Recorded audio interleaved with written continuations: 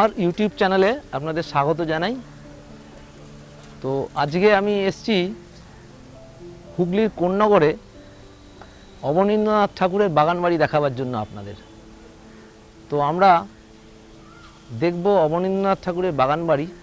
জোড়াসাঁকোর ঠাকুরবাড়ির ঠাকুর পরিবারের বিখ্যাত ছেলে অবনীন্দ্রনাথ, অবন ঠাকুর নামে বিখ্যাত। একাধারে ছিলেন তিনি চিত্রশিল্পী, অন্যদিকে একজন ভালো শিশু সাহিত্যিক। ছোটোবেলাটা অনেকটাই কেটেছে এই কোন্নগরের, হুগলির কোন্নগরের বাগানবাড়িতে। তো আজকে আপনাদের দেখাই সেই বাগানবাড়িটা। কোন্নগর মিউনিসিপ্যালিটি এটাকে সুন্দর করে সংস্কার করে আমাদের দর্শকদের সামনে তুলে ধরেছেন। তো আমরা যাই ভিতরে, দেখি এই বাগানবাড়িটা। এই বাগানবাড়িটিতে ঢোকবার জন্য কোনো প্রবেশ মূল্য লাগে না, একেবারে ফ্রি এন্ট্রি। মেন গেট দিয়ে ঢুকেই ডান দিকে রয়েছে একটা ছোট্ট বিল্ডিং, যেটি তৈরি করা হয়েছিল এই বাগানবাড়িকে যারা রক্ষণাবেক্ষণ করবেন তাদের থাকবার জন্য। এখানে রয়েছে দ্বাররক্ষকের রুম, গ্রন্থাগার, রন্ধনশালা প্রভৃতি ঘর।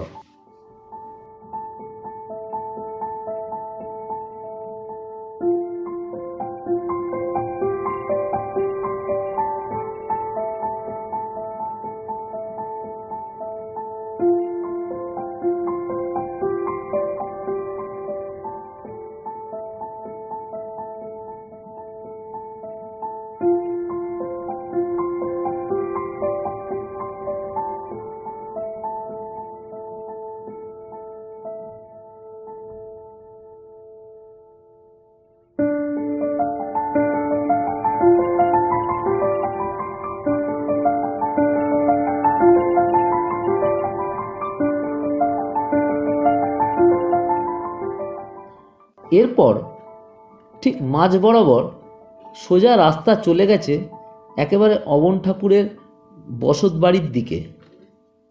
দুপাশে রয়েছে প্রচুর গাছগাছালি।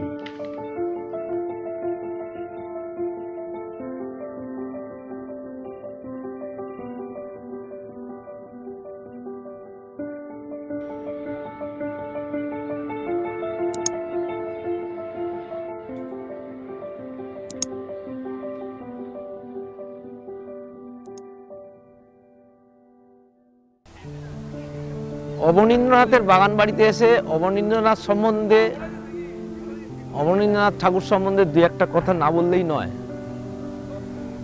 ঠাকুরবাড়ির রবীন্দ্রনাথ ঠাকুরের ভাইপো, খুব প্রিয় ভাইপো অবনীন্দ্রনাথ ঠাকুর জন্মগ্রহণ করেছিলেন 7ই আগস্ট 1871 সালে। আর এই বাড়িটা ওনার বাবা গুণেন্দ্রনাথ ঠাকুর তৈরি করেছিলেন 1870 সালে। 1870 সাল থেকে এই বাড়ি এখানে ছিল। ছোটবেলায় অবনীন্দ্রনাথ ঠাকুর বারবার এখানে চলে আসতেন। তার প্রথম অঙ্কন শিক্ষা হচ্ছে এই বাড়িতে। প্রথমে তিনি প্যাস্টেল কালারে এবং ওয়াটার কালারে যে অঙ্কন শিক্ষা করেন একজন ব্রিটিশ আর্টিস্টের কাছ থেকে। তার নাম হলো গিল হার্ডি।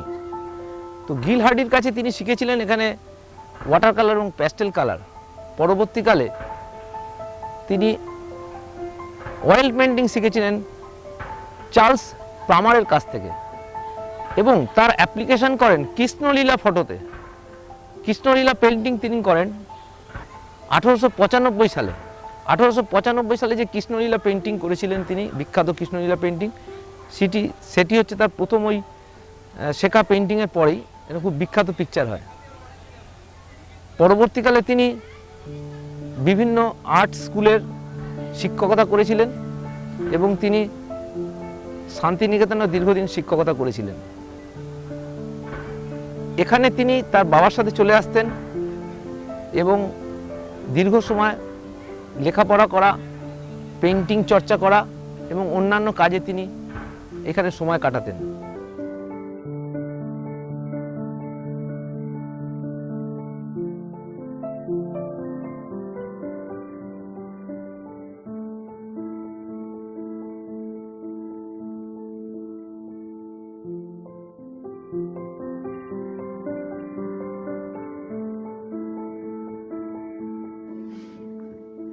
এটি হলো বাগানবাড়ির পূর্ব দিকে গঙ্গার ঘাটে যাওয়ার পথ।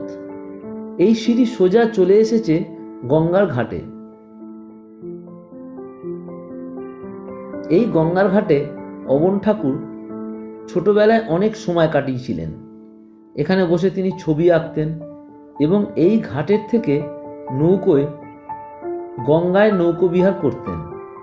শোনা যায় ঠাকুর পরিবারের আরেকটি বাড়ি ছিল গঙ্গার ওপারে। ওখানেও যাতায়াত করতেন এই ঘাট থেকেই নদী পেরিয়ে।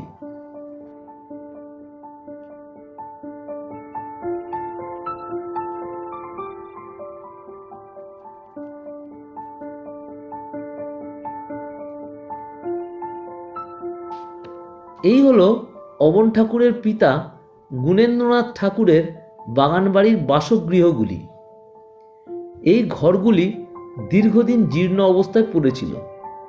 বর্তমানে কোন্নগর পৌরসভা এই ঘরগুলি সংস্কার করে নতুন কলেবরে সজ্জিত করেছে। তবে এখানে যে পেন্টিংগুলি দেখছেন এগুলো কিন্তু অবন ঠাকুরের নিজের আঁকা পেন্টিং নয়। এগুলি অবন ঠাকুরের অনুরাগী কিছু শিল্পীদের আঁকা পেন্টিং। চিত্রশিল্পী ছাড়াও অবনীন্দ্রনাথ ঠাকুর ছিলেন একজন বিখ্যাত শিশু সাহিত্যিক। তিনি শিশুদের মনের অভিব্যক্তিকে সুন্দরভাবে তার সাহিত্যের মধ্য দিয়ে তুলে ধরেছিলেন। এই রকমই শিশু মনের কল্পনার প্রতিচ্ছবি লক্ষ্য করা যায় তার লেখা বুড়ো আংলা, ক্ষীরের পুতুল, ভূত পেতনির দেশ প্রভৃতি সাহিত্য সৃষ্টির মধ্য দিয়ে।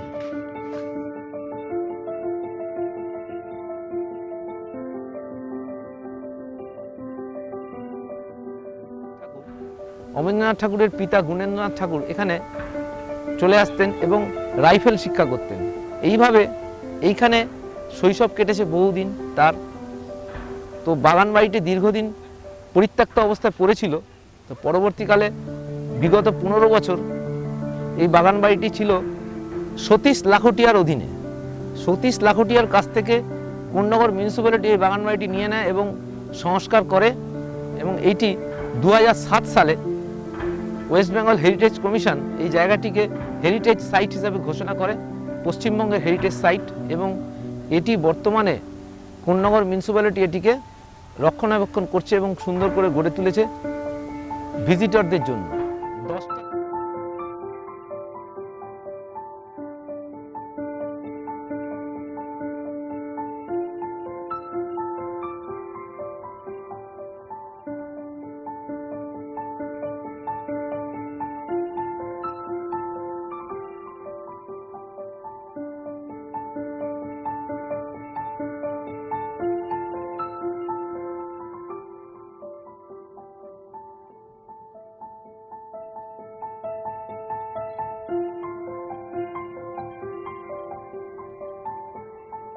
এখানে রয়েছে অনেক প্রাচীন বটবৃক্ষ।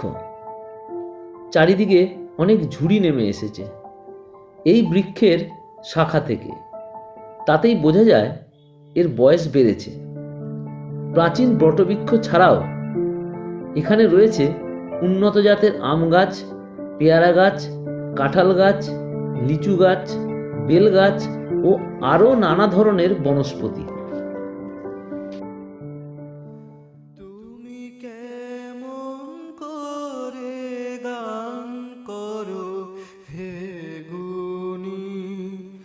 আমি অবাক হয়ে শুনি, কেবল শুনি তুমি কেমন করে গান করো হে গুণী।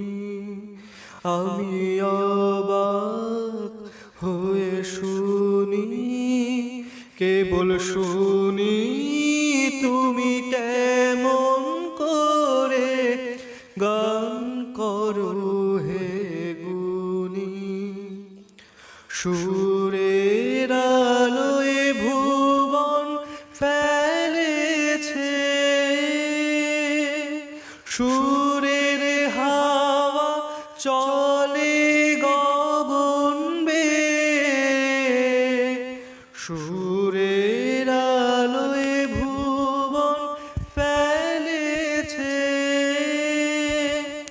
সুরের হাওয়া চলে গগন বেয়ে।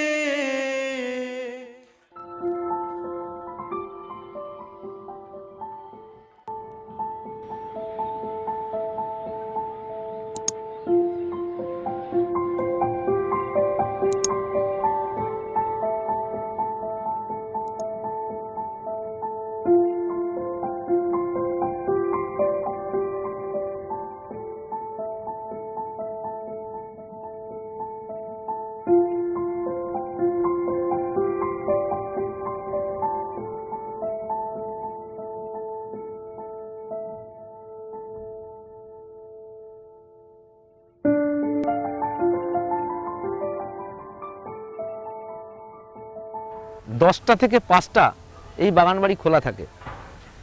এই বাগানবাড়িতে আসতে হলে আপনারা হাওড়া মেন লাইনে, হাওড়া থেকে ব্যান্ডেল বা বর্ধমান লাইনে যে কোনো ট্রেনে চলে আসুন। কোন্নগর স্টেশনে নেবে, সেখান থেকে টোটোতে বা অটোতে চলে আসতে পারেন এই বাগানবাড়িতে। অবনীন্দ্রনাথ ঠাকুরের বাগানবাড়ি, এর ধারে কাছে একটা বিখ্যাত ল্যান্ডমার্ক হচ্ছে বাটা স্টপেজ। বাটা স্টপেজ থেকে 300 মিটারের মধ্যে হচ্ছে এই বাগানবাড়িটা। আর যদি অন রোডে আসেন কলকাতা থেকে, তাহলেও জিটি রোড ধরে বালি উত্তরপাড়া হয়ে পৌঁছে যাবেন এই কোন্নগরে। জিটি রোডের ধারেই গঙ্গার পাড়ে এই অবনীন্দ্রনাথ ঠাকুরের বাগানবাড়িতে। আপনারা আসুন, দেখে যান এই পরিষ্কার পরিচ্ছন্ন সুন্দর এই স্পটটা। এখানে ভেতরে কিন্তু টিফিন খাওয়া বারণ, সঙ্গে কোনো টিফিন আনা যাবে না এবং মাইক বাজানো যাবে না। এখানে কোনো পিকনিকেরও ব্যবস্থা নেই। পিকনিক করার ইচ্ছা থাকলে এখানে আসবেন না।